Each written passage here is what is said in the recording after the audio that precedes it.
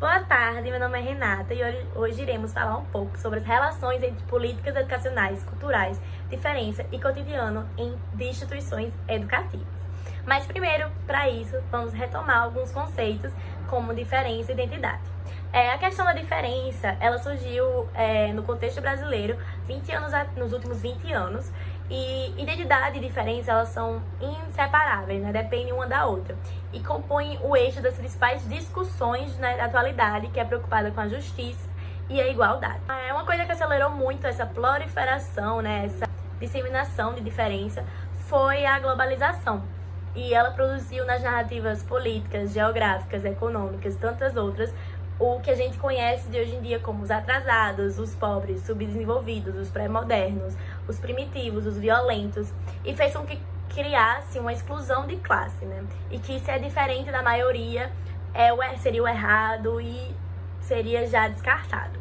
Levando essa fala, né, para a sala de aula, a gente tem uma problemática em relação à diferença, pois tende a excluir, deixar de lado o aluno que são considerados diferentes das outras pessoas da turma, que não se encaixam nos padrões que a instituição ela impõe. Se um aluno faz muita pergunta, questiona demais, tem professor que vai se aborrecer, já vai falar para não fazer muito questionamento, para não fazer muita pergunta. E se o aluno é muito inquieto, muito hiperativo, eles também vão falar com os pais, chamar os pais para conversar, que vão ver que alguma coisa não está certo nesse aluno.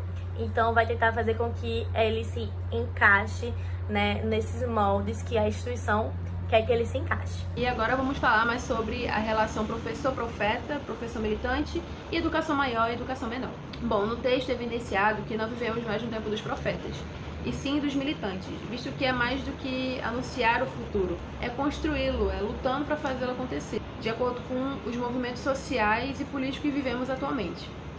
Dessa forma, no âmbito da modernidade, podemos dizer que o professor crítico, o professor consciente de suas relações sociais e seu papel político, agiria como professor profeta, sendo aquele que anuncia as possibilidades, aquele que mostra o mundo novo.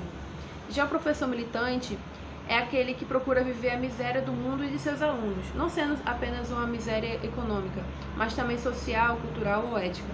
Ou seja, o professor militante seria aquele que vive os níveis de dificuldade dos alunos, para que de dentro dessas possibilidades busque construir a coletividade, sendo assim a chave da ação do militante, uma ação coletiva. Outro ponto importante destacar é a literatura menor, que essa possui 3 características principais. A primeira é a desterritorialização da língua, ou seja, toda a língua tem sua territorialidade, um certo território físico, certa tradição e cultura. Uma literatura menor faz com que as raízes aflorem e flutuem, escapando dessa territorialidade forçada, nos levando a novos agenciamentos. Sua segunda característica é a ramificação política, em que seu ato de ser é, antes de tudo, um ato político em essência.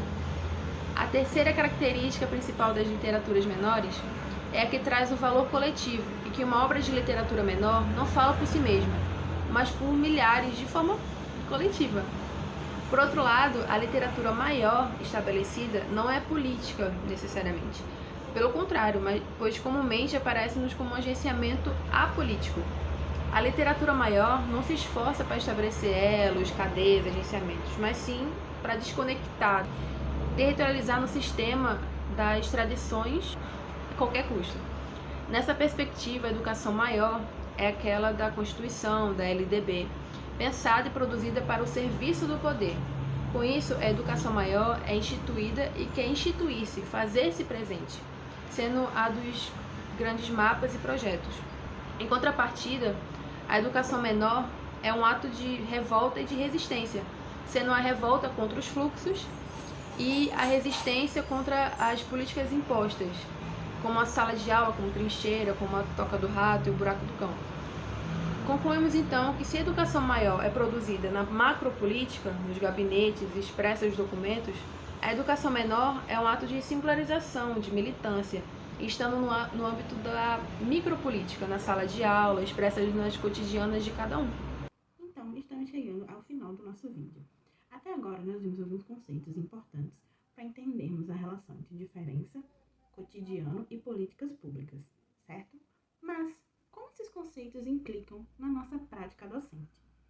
Essa é uma pergunta de várias respostas, mas devemos ter em mente que a educação do futuro é pautada na diferença e na pluralidade de sujeitos.